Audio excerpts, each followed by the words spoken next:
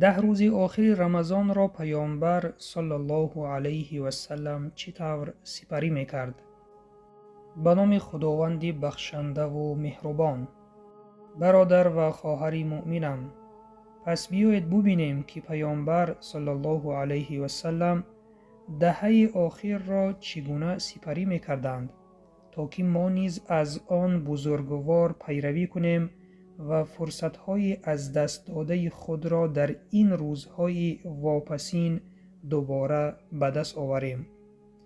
از مادرمان عایشه خداوند از او راضی باد روایت است: پیامبر صلی الله علیه و سلم در دهه آخر رمضان چنان با جد و جهد عبادت می‌کردند که در دیگر روزها این گونه با جد و جهد عبادت نمی‌کردند. روایت مسلم. البته پیامبر صلی الله علیه و سلم در غیر رمضان نیز همیشه پایبند عبادت بودند. با فرارسی رمضان عبادتشان می افزود. در دهه آخر رمضان باشد طرز عبادت می کردند که بیشتر از عبادت تمام سال بود.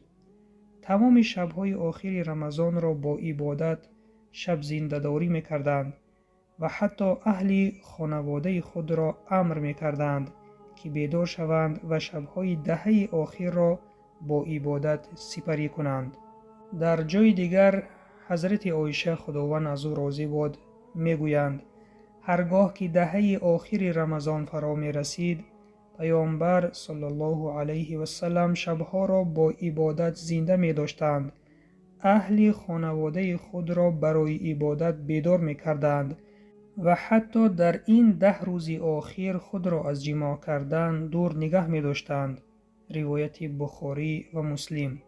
برادر و خواهر مؤمنم، ببین جد و جهد پیامبر صلی الله علیه و سلم را. نه تنها خود به عبادت مشغول بودند، بلکه اهل و عائله خود را نیز بیدار می کردند و از آنها طلب می کردند که آنها نیز این شبها را با عبادت گذرانند. توجهی از حد زیادی پیامبر صلی الله علیه و سلم در دهه آخر نشانگری آن است که این شبها دارای فضیلت‌هایی است که هرگز در شبهای دیگری سال وجود ندارد. عمل‌هایی که در این شبهای با شمار انجام داده می‌شوند در نزد الله اجر و پاداش را داراست که در زمان دیگر این اجر و پاداش را نمی‌توان به دست آورد. برای همین بود که پیامبر صلی الله علیه و سلم این شبها را کاملا با بیدارخوابی و طاعت و عبادت سپری می‌کردند. نمازهای با خشوع، تلاوت قرآن، ذکر پروردگار، تسبیح و استغفار و دعا و راز و نیاز با خالق، اینها همه عبادت هستند. پیامبر صلی الله علیه و سلم در شبهای آخر رمضان تا دمیدن صبح عبادت می‌کردند و پیروان خود را نیز امر می‌کردند تا قدری این شب را بدانند. شب‌هایی که خیلی زود می‌گذرند، ولی عمل‌های این شب‌ها در نامه اعمال بندگان تا ابد باقی می‌مانند و برکت دعاهای در این شب‌ها گفته شده کل زندگی انسان را می‌تواند تغییر دهد.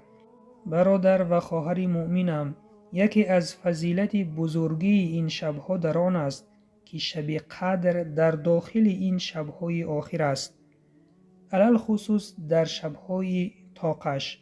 از ابن عباس خداوند از او راضی باد روایت است که پیامبر صلی الله علیه و سلم فرمودند: هر کسی که از شما می‌خواهد شب قدر را دریابد، پس در شب‌های طاق دهه آخر آن را جستجو کند. روایت احمد. عجیبش آن است که پیامبر الله صلی الله علیه و سلم با وجود آن که فرستاده الله بودند و از گناه کبیره و صغیره پاک بودند و به جنت بشارت شده بودند، این شبها را تا صبح با عبادت می‌گذرانیدند. علاوه بر این پیامبر صلی الله علیه و سلم یک انسان عادی نبودند. سرور قوم، قاضی مسلمانان، سرلشکر اسلام و البته خلیفه زمان خود بودند. با این همه سرکاری این شبهای دهه آخر را زنده می داشتند و هرگز از فضیلت و برکت این شبها بی بهره نمی ماندند. اهل بیت پیامبر صلی الله علیه و سلم به شفاعت پیامبر تکیه نکرده این شبها را حتی پس از وفات پیامبر صلی الله علیه و سلم با طاعت و عبادت سپری می کردند. پس برادر و خواهر ایمانیم، درس عبرت این است که ما نیز پیروی از پیامبر صلی الله علیه و سلم نماییم و این شبهای پر از فیض و رحمت پروردگار را با طاعت و عبادت خالصانه و راز و خلوت با پروردگار سپری کنیم، با امید آن که رحمت و رضای الله، عزت و سربلندی و سعادت دنیا و آخرت نصیبمان گردد. چون الان فرصت داریم و تا رمضان دیگر در حیات هستیم یا نیستیم، این را تنها خالق ما و شما می داند. پس فرصت امساله را از دست ندهیم. سبحانك اللهم و بحمدك نشهد ان لا اله الا انت نستغفرك و نتوب الیک. السلام علیکم و رحمت الله و برکاته.